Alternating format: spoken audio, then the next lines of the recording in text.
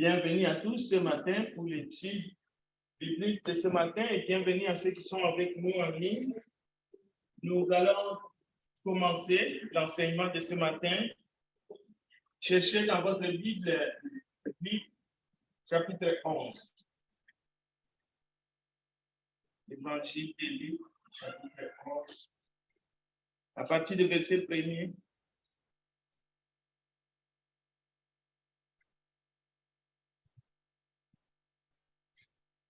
Nous allons d'abord nous concentrer à la lecture de la parole de Dieu.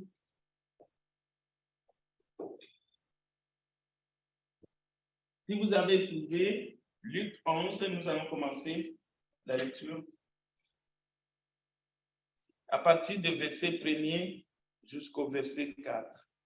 Jésus pria un jour à un certain lieu, lorsqu'il a eu achevé, un de ses disciples dit, Seigneur, enseigne-nous à prier, comme Jean l'a enseigné à ses disciples. Il leur dit, quand vous priez, dites, Père, que ton nom soit sanctifié, que ton règne vienne. Donnez-nous chaque jour notre pain quotidien.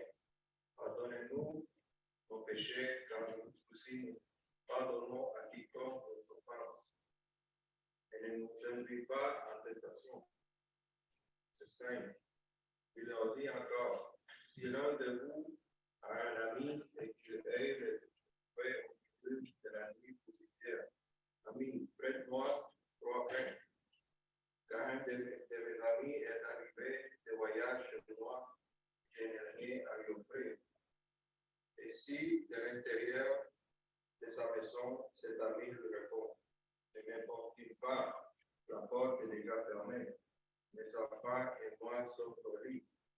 Je ne puis me lever pour te donner des pains.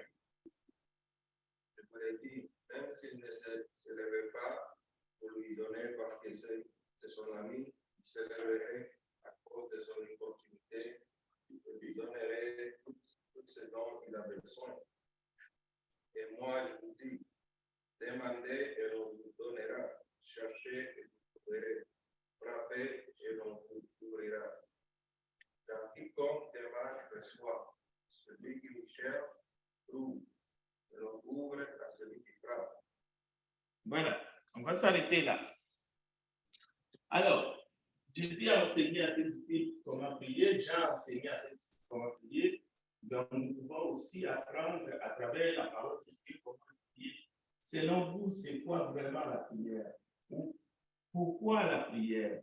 Pourquoi devons-nous prier? À la lumière de la lecture que notre frère Carlos vient de faire de manière solennelle ce matin. Ou comment pensez-vous que nous devrions prier?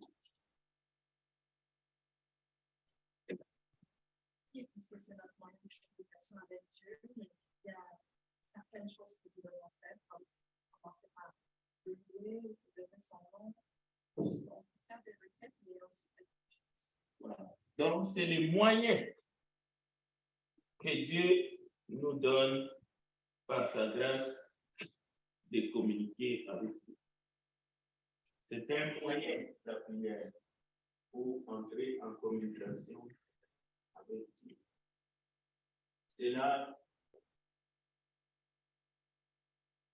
peut être fait en privé, c'est-à-dire vous entrez dans votre chambre, vous fermez la porte et vous parlez à votre Père qui est dans les secrets, qui vous écoute et il exauce. Mais on peut le faire aussi en assemblée, comme ce matin. Le frère Japanel vient d'utiliser la prière. Nous étions tous de commun accord. Nous avons dit tous Amen. Et Dieu nous écoute. Est-ce qu'il y a d'autres choses que vous aimeriez ajouter concernant la prière? Comment le faire? Ou ce que vous avez compris à travers ce que nous venons de lire dans Luc chapitre 11, verset 1 à 9. Verset 1 à 10. On a lu les 10 versets. Est-ce qu'il y a d'autres choses que vous aimeriez ajouter, d'autres commentaires sur la prière, la manière de le faire peut-être notre attitude intérieure, peut-être aussi que vous voulez parler. Oui. La prière, c'est notre manière de parler avec Dieu. Voilà, notre manière de parler avec le Père. C'est le moyen Le moyen de parler avec Dieu. que Dieu nous donne pour parler avec notre Père. Moi, j'ai dit que prier, c'est remercier notre Seigneur et tout ce qu'il nous donne. Voilà. Remerciement. Oui. Dans la prière, il y a la place pour les remerciements, la reconnaissance, les actions de grâce. D'autres choses? Oui? Oui, frère, selon la Bible, lorsque nous prions, nous faisons des prières en secret. Et pour les gens qui sont sur les prières en haute voix, est-ce que ces prières vont exaucer ou non, selon la Bible? Je n'ai pas vraiment cerné la question. Peut-être Peut-être. la Bible nous dit que nous devons prier en secret. Et quand vous priez, vous devez entrer dans votre chambre, faire la porte avec votre Père qui est dans les cieux, Oui, qui est dans les secrets. tout à fait. Mais pour une personne qui prie à haute voix, pendant que tout le monde entend ce qu'elle a de dire, est-ce que cette prière, selon la Bible, va exaucer? En fait, je venais de dire tout à l'heure, à l'instant, que nous pouvons faire la prière de manière privée. Chez nous, à la maison, on ferme la porte. Et là encore, ça ne veut pas dire, parce qu'on ferme la porte, si on partage, par exemple, la maison avec les membres de nos familles, ou il y a des maisons où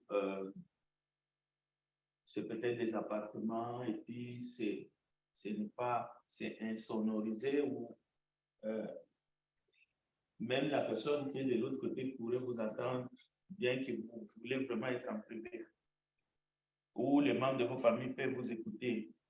Bon, et j'ai dit aussi que le frère Jean Panet vient de diriger la prière ici en assemblée et cela a été fait à haute voix. Donc, l'idée du secret, ce n'est pas imiter les pharisiens, par exemple. Parce que, et lorsqu'ils font des prières en public, sur les places publiques, ce n'est pas seulement à haute voix, mais c'est pour se faire voir. Là, Jésus nous demande de ne pas copier le pharisien. L'idée du secret ne signifie pas forcément que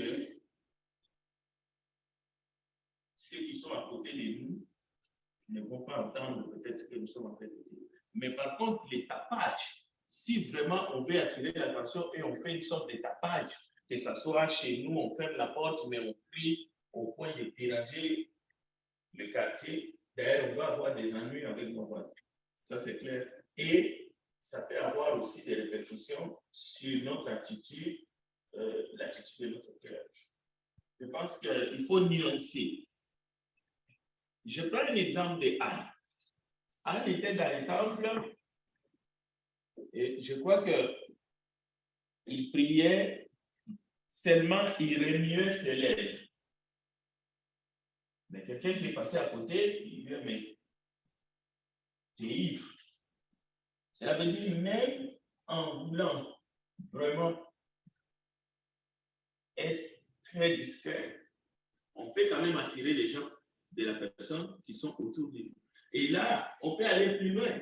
Ce qui attire l'attention, ce n'est pas seulement une voix audible qui se fait attendre.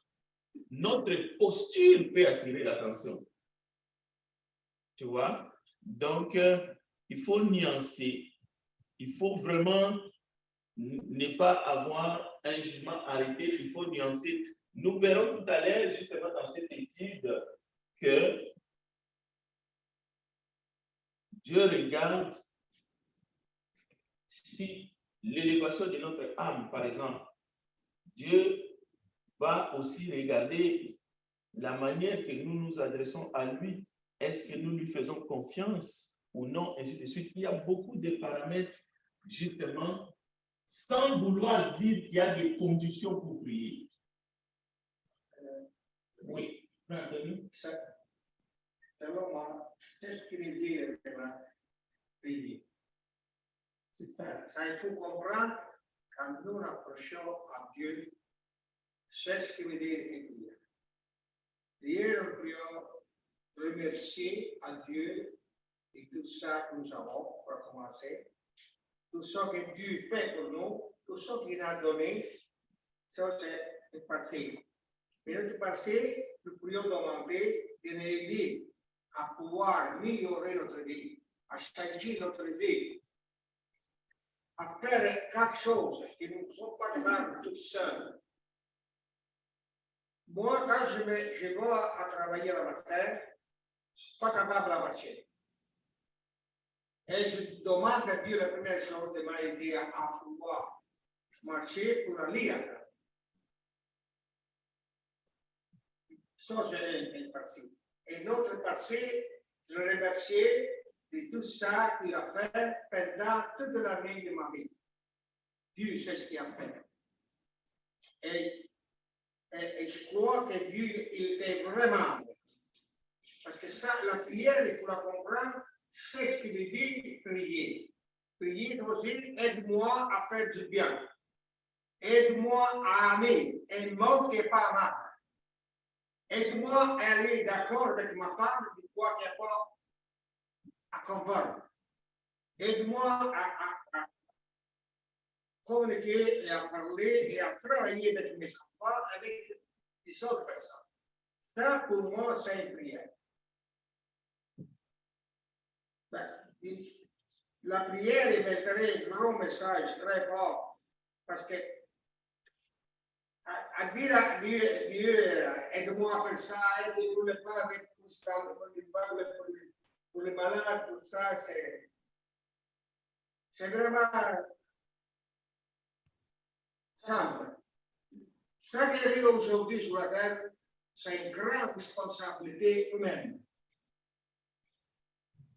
Il meurt des enfants, la guerre, la pluie, les criminels, etc., etc.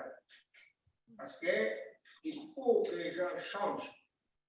Si les gens ils doivent prier, ils doivent changer.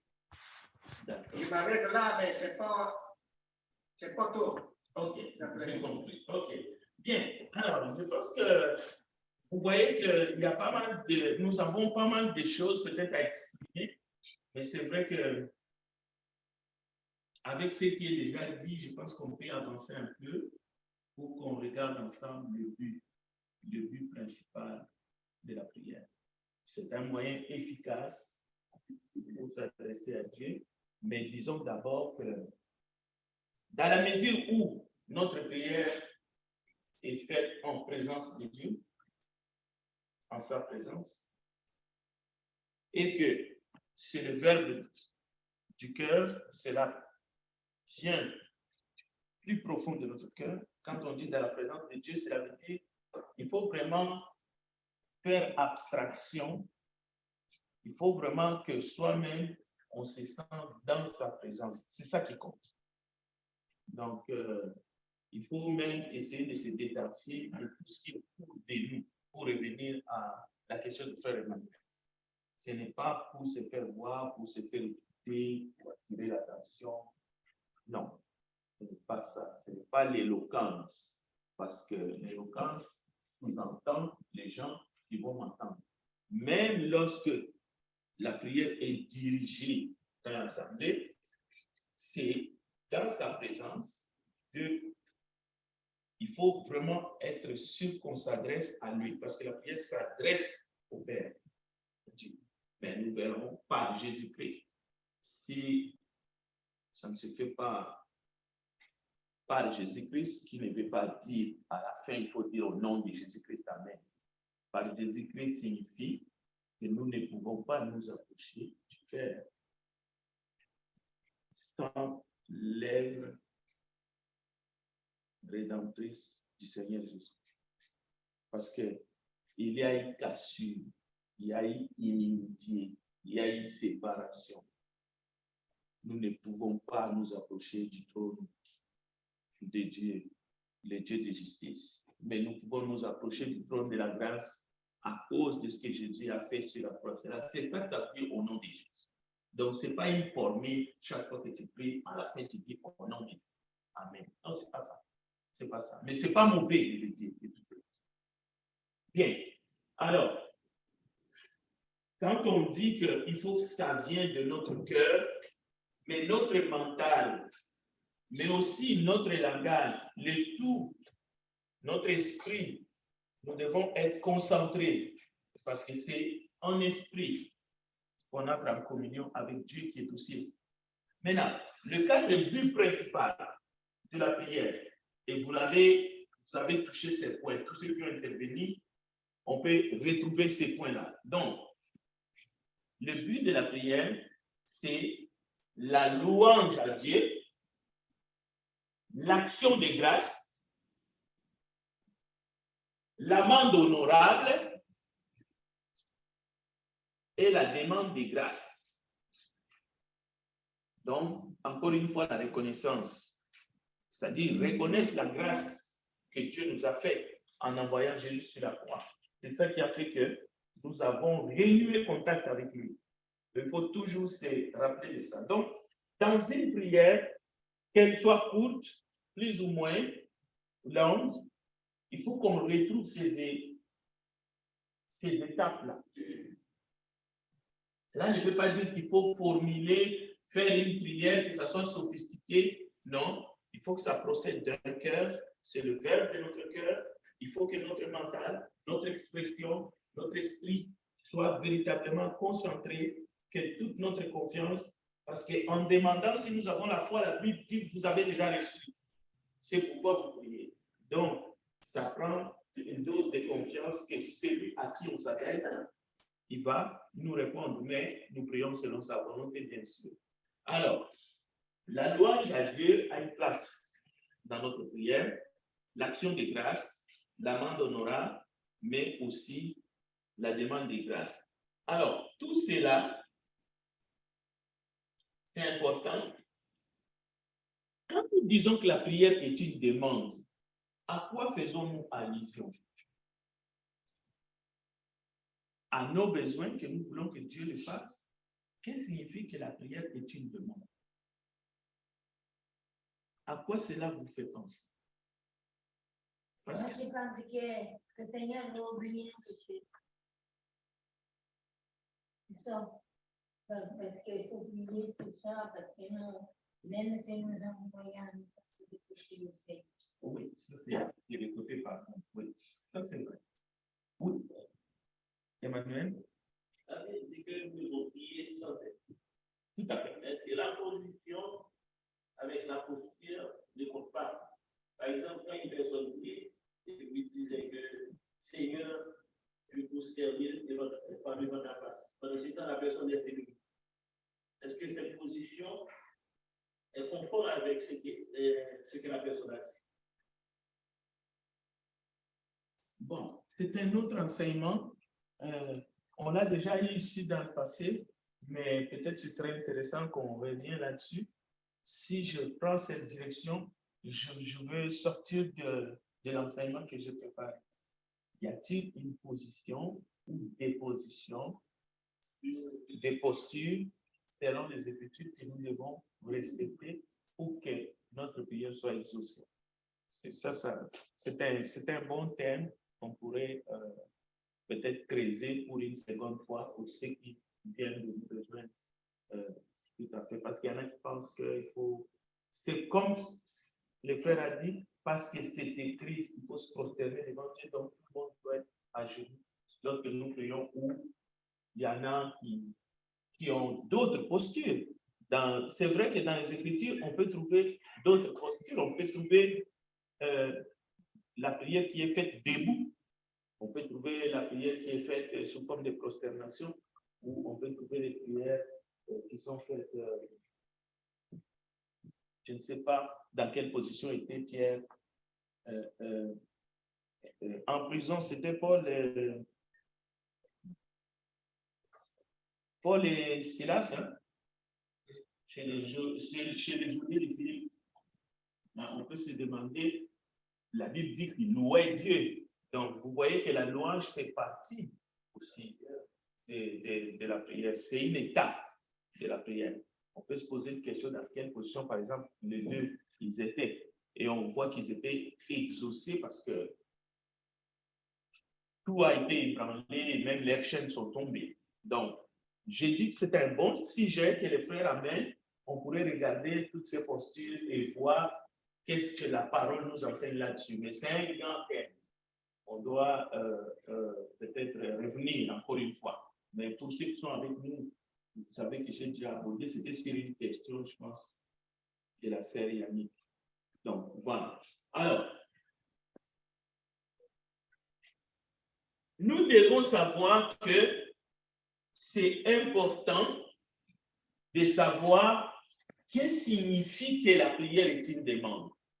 Donc, cela signifie, lorsque nous prions, parce que c'est écrit, le frère Carlos a bien lu, demandé, ainsi de suite, frapper. Donc, la prière, c'est l'acte. On peut comparer la prière par l'acte d'un mendiant. Au fait, la prière, c'est l'acte d'un mendiant. Qui n'ayant rien, demande tout à Dieu. Ce n'est pas un détail. Est-ce que lorsque nous nous présentons, lorsque nous nous prosternons, lorsque nous nous approchons du trône de la grâce, est-ce que c'est comme un mendiant n'ayant rien et qui demande tout? C'est une question. Comment? Pardon? Oui, il faut que c'est ça. Oui, supplication. Lorsqu'on supplie, quelque part, il y a l'idée de la suffisance, de se suffire à soi-même. Devant Dieu, non. La prière, en définition, c'est une demande parce que c'est l'acte d'un mendiant qui n'a rien et qui demande tout. Et d'ailleurs, c'est pour cela que la prière ne peut pas se limiter seulement à demander ce dont nous pensons que nous avons besoin. Parce qu'il y a plein d'autres choses qui nous manquent, que nous avons besoin, mais que nous devrions, à travers l'Esprit de Dieu qui habite en nous, il faut que l'Esprit nous aide pour que nous demandions ces choses. Avez-vous déjà pensé à ce texte qui revient souvent? Vous n'avez encore rien demandé. Pourquoi c'est écrit dans la Bible quelque part? Jusqu'à maintenant, vous n'avez encore rien demandé. Demandez. Cela veut dire, la plupart des choses que nous demandons, nous passons à côté.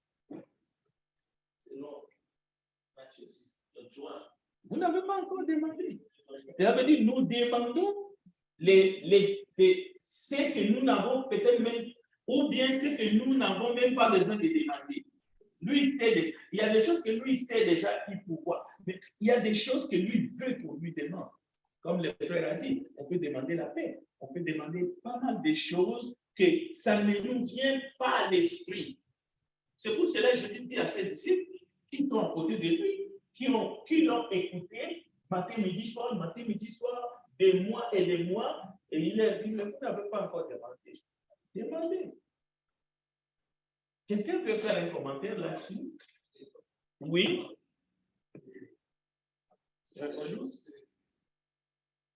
Nous ne pouvons jamais avoir pardon. Il y a des choses que nous-mêmes faut aller chercher. Et ce que nous ne pouvons pas nous occuper de nous-mêmes, cela vient seulement de Dieu qui est uniquement intérieur. La vie en nous, la compréhension de la grâce de Dieu. Ça, c'est des choses qui existent et en tant que cette citation que je dis, jusqu'à présent, c'est-à-dire que ce qui est seulement de Dieu, nous n'avons pas toujours l'intention d'aller chercher ça. Donc, c'est des choses qui nous demandent et qui nous fait vivre comme l'homme créé à l'humain. Parce que plus que nous cherchons la matériel, le matériel du pouvoir, donc c'est plus que nous nous écartons de Dieu, parce que Dieu est l'esprit. Le seul moyen qu'on fait connecter avec Dieu, c'est par l'esprit. Donc, aucune chose matérielle ne peut être en contact avec. Et vous terminez, dès qu'on est une assemblée, à propos de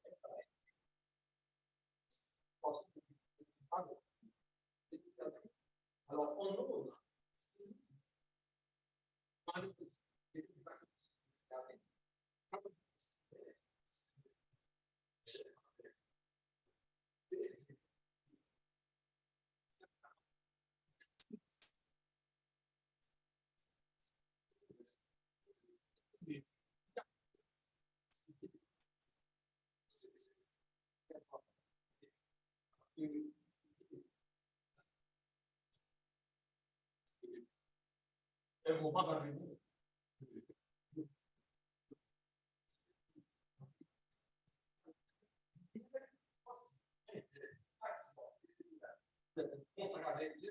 Je pense que c'est lire pour Très bien. Oui.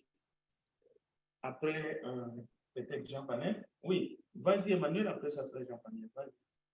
Il y a beaucoup de Baptiste, je vois, nous, on cherche d'abord Dieu avec la justice. Nous, je cherche d'abord les choses d'en haut. Les choses avec la guerre. Nous devons faire par-dessus. Mais quand je parle de la posture, alors je me conforme avec ce que les dit dans la prière.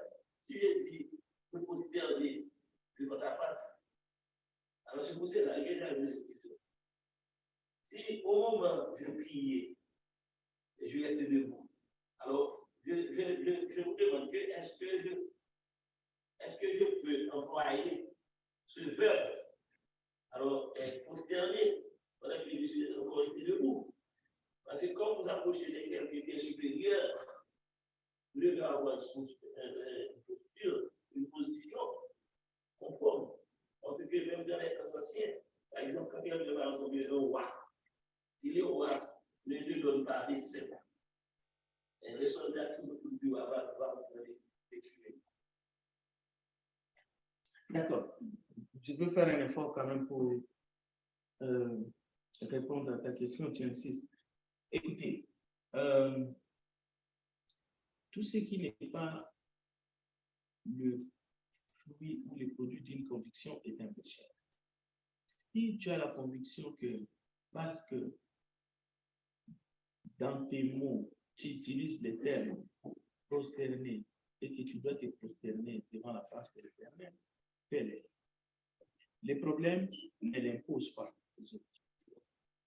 Ça, c'est ta conviction personnelle. Maintenant, je vais ajouter pour éclairer l'Assemblée, l'être humain est composé d'un esprit, d'un corps et d'un esprit, et pour les autres, d'un corps, d'un esprit et d'une âme. On ne va pas entrer dans ces débats, 2 ou 3, mais quand même, on sait que l'esprit ou l'âme, c'est l'homme intérieur. On peut aussi, donc c'est dans les textes bibliques, il est question de l'homme intérieur. Donc, on peut se prosterner physiquement, on voit quelqu'un qui se prosterne ici. Mais notre âme peut se courber devant Dieu. Notre homme intérieur aussi peut se prosterner devant lui. Et lui, il voit dans le cœur, il voit dans les secrets. Ça, c'est pour compléter un peu l'information. Je ne sais pas si ça peut aider, mais honnêtement, ces sujets-là, des postures, ça prend une étude beaucoup plus approfondie. Parce qu'il y a un culte qui est maintenant un ancien culte. Mais il y a aussi un nouveau culte, comme le frère Paulus a dit, et nous adorons Dieu en esprit et en vérité. Ça veut dire, nous ne devrions pas nous arrêter seulement à ce qui tape à l'œil. Ce qui ne veut pas dire que les actions que nous faisons par respect pour la parole de Dieu, on se lève pour la lecture, sont insignifiantes, loin de là. Mais nous ne voulons pas retourner dans les dogmes, dans les rites, ou surtout, comme je venais de dire, il ne faut pas les imposer. À ce moment-là, on va sortir, on va retourner dans un culte artificiel qui était basé sur des aspects qui sont plus extérieurs. Or, maintenant, nous devons travailler plus l'intérieur. Il faut que l'intérieur soit net, mais l'extérieur aussi doit suivre. Mais il n'y a plus ces obligations-là qui étaient plutôt dures au temps de l'ombre. Voilà ce que je pourrais dire dans cette question. Frère Jean Panel, parce que tu avais levé la main. En tant que chrétien, je pense que la prière, c'est vraiment ce qui doit vraiment être au centre de la vie du chrétien. Parce que la prière, c'est tous les combats qu'on doit mener doivent passer par la prière. Tout ce qu'on fait dans notre vie. Et même sans la prière, qu'est-ce que aller chercher des armes. C'est très important comme aspect dans la prière, peut-être c'est un peu négligé, c'est vraiment le Saint-Esprit. C'est lui qui va nous permettre de savoir quoi dire. Si on ne sait pas quoi demander à Dieu, il faut demander l'aide du Saint-Esprit. Et non seulement ça, c'est important parce que souvent on demande, mais souvent nos prières relèvent des supplications. Supplication, ce n'est pas quelque chose qui est mauvais en tant que tel. Mais on ne peut pas continuer à demander à Dieu quelque chose qu'il ne veut pas. Il faut prier Dieu et demander que son Saint-Esprit nous révèle qu'est-ce qu'il veut pour nous. C'est quoi la réponse à la prière? Il y a beaucoup de prières qui n'ont jamais été répondues. Il y a aussi beaucoup de prières qui sont mal faites, sont mal exécutées. Et quand Dieu nous répond, souvent on fait la sourde d'oreille, ou bien on comprend pas ce qu'il veut. La réponse que Dieu veut, qu'est-ce qu'il veut? Je ne peux pas demander à Dieu tout le temps, je le sais. Depuis 20 ans, je ne l'ai pas fait. Peut-être que je demande à Dieu la guérison. Peut-être que ce n'est pas ça qu'il veut. La réponse et comment interpréter, qu'est-ce qu'il veut pour la suite pour nous. Donc c'est important de se fier aussi à l'Esprit Saint, de demander à l'Esprit Saint comment prier, quoi demander, et aussi qu'on puisse comprendre la réponse. Sinon, il y a en fait une décision. Tout à fait. Merci. C'est très, très nourrissant que les gens connaissent la vie. C'est vraiment bien. Oui. Je pense que la prière, nous devons savoir que quand nous prions pour nous aider la tentation de la vie, parce que l'apôtre Jacques, verset 12 à 10, selon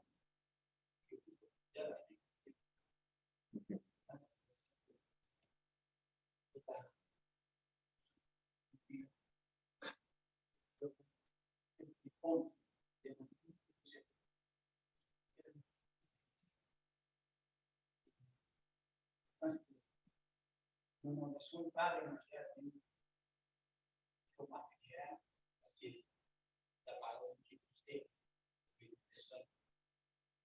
nous devons demander que nous ayons le film de la Alors, je vais conclure cette étude en rappelant toujours ce que j'ai entendu dans la salle. Il y a pas mal de choses qui ont été dites et nous devons nous édifier les uns les autres.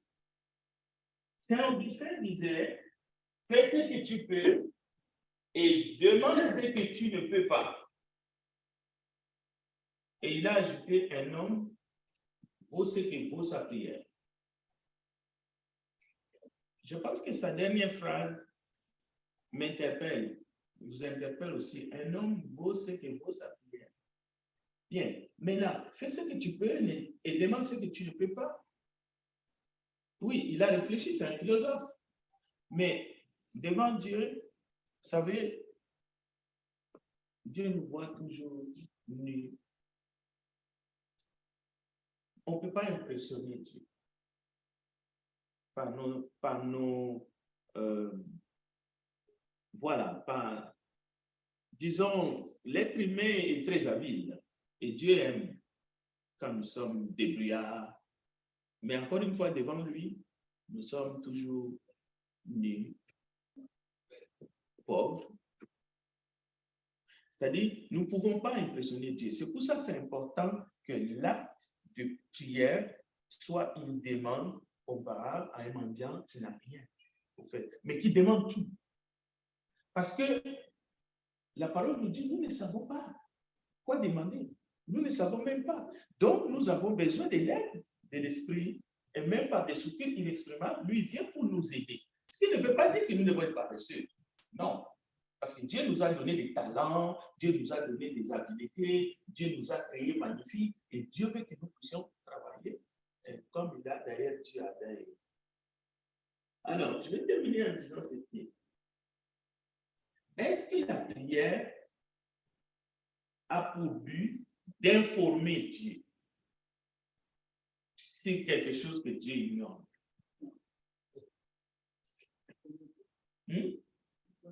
Non. Oui, exactement. Mais même s'il connaît tout, même s'il connaît nos besoins, il veut comprendre. Mais le but de la prière, ce n'est pas d'informer Dieu. Il ne faut pas se tromper là-dessus. Il ne faut pas penser que Dieu t'a oublié, Dieu ne sait pas qu'est-ce que tu traverses dans la vie, Dieu ne connaît pas tes peines, tes souffrances, donc par la prière, tu viens informer Dieu. Non, la prière n'est pas informatrice. Mais la prière ne cherche pas non plus à changer Dieu, c'est-à-dire à lui changer la vie. On peut demander à Dieu de changer la vie parce qu'il avait, au fait, sa parole nous montre déjà comment est-ce que Dieu réagirait dans tel ou tel cas et ne venons pas avec l'impression de vouloir changer Dieu d'avis. Non, ça ne fonctionne pas ça, parce que ça deviendrait la manipulation. Mais par contre, la prière change la personne. Lorsqu'on prie avec les bonnes attitudes, comme nous venons de l'attendre, la prière va nous changer, nous, mais la prière ne change pas. Vous savez que Dieu ne change pas. Hein? Hein? Oui.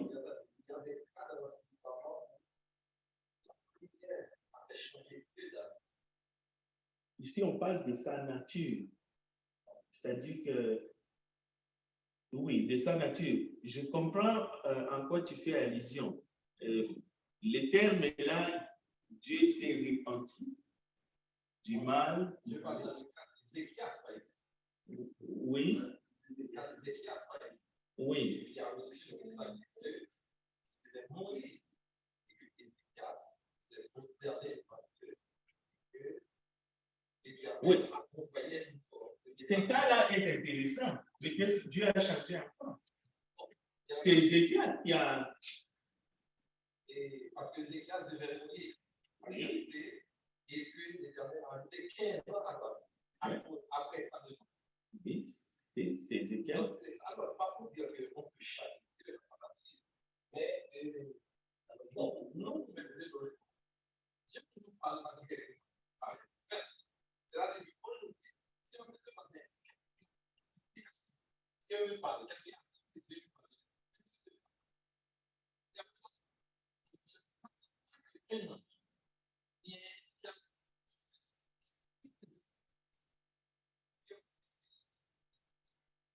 Oui.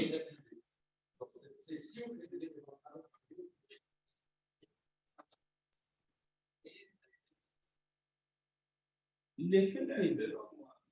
L'effet que Dieu accorde à Ézéchias sa demande, parce qu'Ézéchias ne voulait pas partir à ce moment-là, et Dieu lui accorde 15 ans de plus. Dieu exauce sa prière. Mais Dieu, en tant que Père, on sait qui il est. On sait qu'il est miséricordieux, on sait qu'il fait tout, il sait tout d'avance.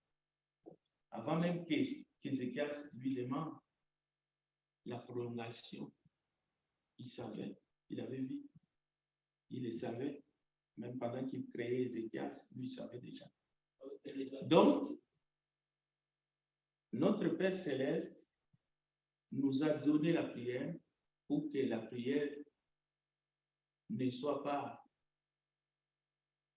un moyen pour les changer, mais pour que nous changions. Quand nous sommes, par exemple, devant une impasse. Ça peut être une maladie. Ça peut être un membre de notre famille qui est malade. Et on se dit, ah, c'est fini. On va le perdre. Mais par la prière, si nous nous approchons de Dieu, nous allons changer parce que nous allons comprendre que Dieu a tous les mêmes. Il peut prolonger la vie, il peut les raccourcir, il peut faire au-delà de ce que nous pensons et demandons. Oui, frère Edimond, avant qu'on termine par une prière. J'allais dire que ce que Dieu a fait concernant Ézéchias, il l'a toujours fait pour chacun de nous. Chaque fois que nous sommes péchés et que nous demandons pardon, c'est que ceux qui devraient tomber sur nous, ils ne le font pas. C'est par rapport à ça que Jésus-Christ a offert à la fin de notre conviction. Dieu a changé la vie. Chaque fois que nous sommes péchés et que nous reconnaissons que nous sommes péchés. En ce qui a fait à faisons ce qu'on est capable de faire et demander à Dieu ce qu'on n'est pas capable de faire. Parce que moi, je dis ça, c'est ce que nous sommes capables de faire. Nous remercions Dieu parce qu'il nous donne l'opportunité, l'occasion, la capacité, l'intelligence pour faire ce que nous pouvons faire. Tout à fait. Et demander à Dieu dans le sens de demander ce que nous ne pouvons pas. Qui nous dépasse, qui est impossible. Oui, je suis tout à fait d'accord. Mais encore une fois, lorsque tu te présentes devant Dieu, tu te présentes comme un mendiant qui demande tout parce qu'on n'a rien et lui, il paye tout. Parce que n'oubliez jamais que Dieu est capable de prendre ce que nous croyons avoir. Il peut faire la soustraction, il peut nous enlever ce que nous disons avoir ou ce que nous avons acquis. Dans plusieurs cas, il a fait, mais ce n'est pas le message, c'est pas ce que nous souhaitons. Parce que même ce que nous avons, c'est toujours par sa grâce, c'est toujours par sa force. C'est pour cela qu'il nous a donné les habiletés que nous avons. C'est encore une fois, il faut lui être reconnaissant. Donc, il faut s'approcher avec ces louanges, justement ces actions du cœur. Mais notre Père nous aime tellement, il veut que nous soyons reconnaissants en tout et pour tout avec. Oui.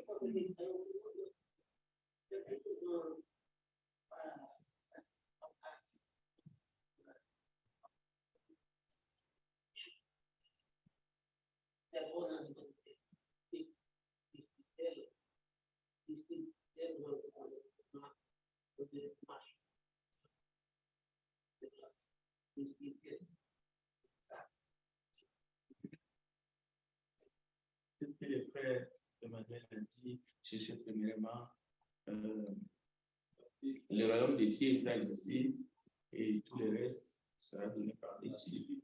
Alors, quand on a un ami, on laisse une bonne relation avec cet ami, ils vont communiquer les temps maintenant. ok. On ne prie pas. Pourquoi? Parce que vous êtes relation avec Dieu. Oui, Si on a mis sa parole et puis prier sans cesse. ouais, il faut prier sans cesse, c'est vrai. Parce que sans la prière, notre communion va souffrir. Terminons par la prière. Nous voici devant toi ce matin. Nous sommes venus pour recevoir toute ta grâce, car nous en avons besoin. Bénis ces moments que nous allons passer ici, dans ta présence, mais aussi, lorsque nous allons quitter, nous serons encore dans ta présence. Glorifie ton nom au milieu de ton peuple, accepte nos requêtes, nos louanges, nos actions de grâce, et que ta parole nous vivifie. Nous sommes en toi, comme tu es en nous. Nous te le demandons, Père, au nom de Jésus-Christ, notre Sauveur. Amen. Amen.